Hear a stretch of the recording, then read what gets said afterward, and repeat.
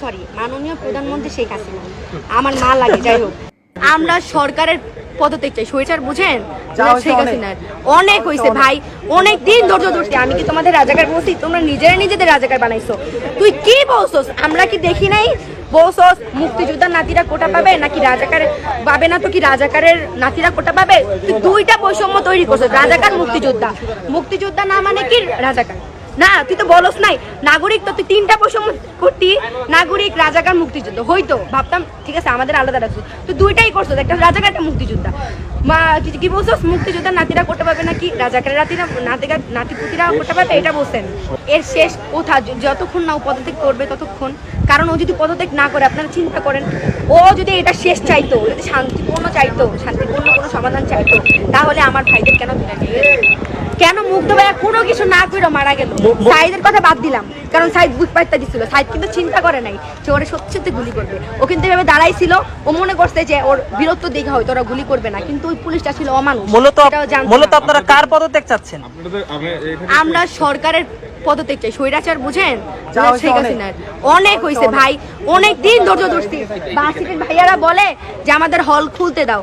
আরে ভাই, তোদের হল খুলবে না তো জানে? হল খুললেই তো আরো স্টুডেন্ট বেড়ে যাবে, এটা জানে তো।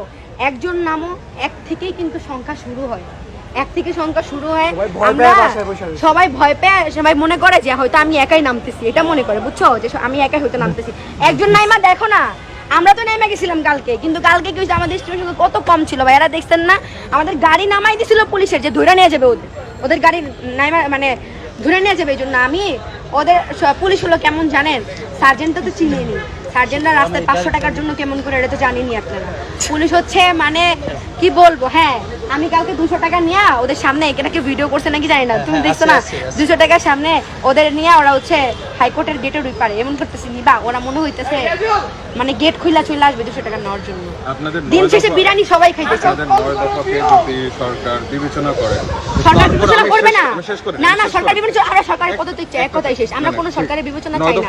আগে হচ্ছে আমার সার্ভে কিছু বলতে চাচ্ছেন, আপনি বলতে চাচ্ছেন না, 9 দফা অবশ্যই আছে, অবশ্যই 9 দফা অবশ্যই। না 9 দফা কিন্তু সরকার যা করতেছে এই জন্য আমাদের একটা আমার প্রশ্নটা শেষ করতে দেন। সেটা হচ্ছে যে 9 দফাকে যদি বিবেচনা করা হয়, তারপরেও কি আপনারা সরকারের পদত্যাগ চান? হ্যাঁ, আপনার কি মনে হয়?